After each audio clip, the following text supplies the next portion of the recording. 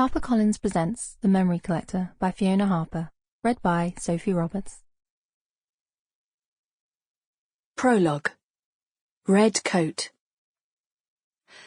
The coat isn't the orangey red of post boxes, but the crimson of a film star's lipstick. It has boxy shoulders, and it nips in at the waist, then flares out again, ending just above a pair of shapely calves. Even after all these years, every time I go to the seaside, I look for a red coat. I don't think I've ever seen another one like it. Then.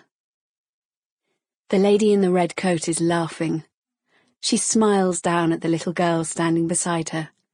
It's windy today, and hardly anyone is at the beach, but neither of them cares. They race each other along the pier, and their shrieks of mirth blow over the railings and get lost in the vastness of the sea beyond. When they can't run any further, when the sturdy railings stop them leaping onto the flinty waves and sprinting into the horizon, they stand there, panting. Then the woman goes and gets them both an ice cream. The girl thinks this might be the best ice cream she's ever had, but she doesn't say that out loud just in case she's wrong. Her mummy has a really bad memory, and sometimes she wonders if hers is the same. There are so many things to keep in her head, you see. So many secrets. It's hard to store all the memories and things for school in there, too. Maybe mint choc chip isn't her favourite after all. Maybe she likes something else better. She really can't remember. They eat the cones, leaning against the railings and looking out to sea, hair flapping behind them like ribbons. "I think this is my favourite place in the whole wide world," the little girl says. The woman nods. Mine too. Whenever I come to the seaside, the first thing I do is walk to the end of the pier. It's a place where land and sea blur into one, a place where you feel anything might be possible.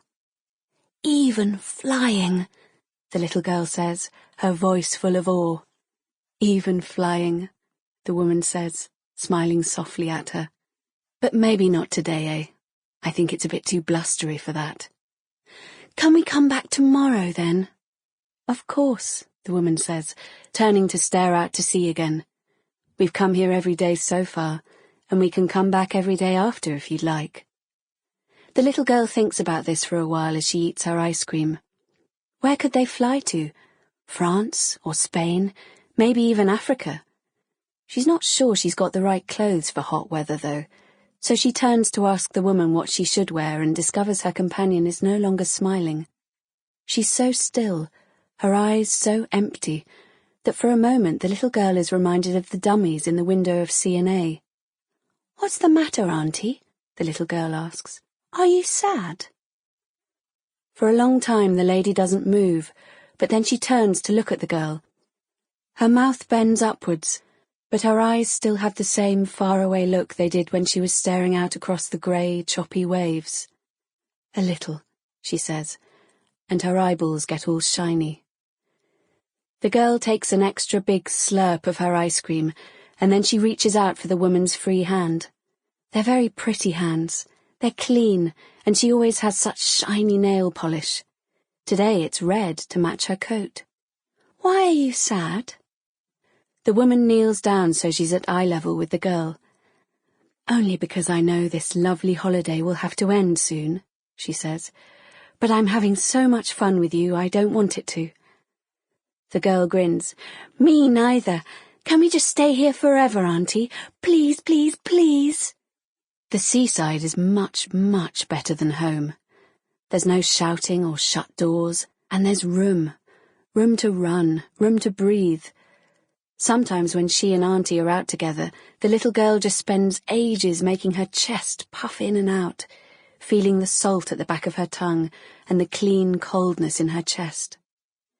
Before the woman can answer the girl, her scoop of ice cream slides off her cornet and onto the rough planks of the pier. "Silly me," she says as she looks at it. "Raspberry Ripple is my favourite too." She delves into her shiny black handbag, picks out a tissue and mops the sticky mess from her fingers. "Don't cry," the girl says as a tear slides down the woman's face. She holds her... Sample complete. Ready to continue?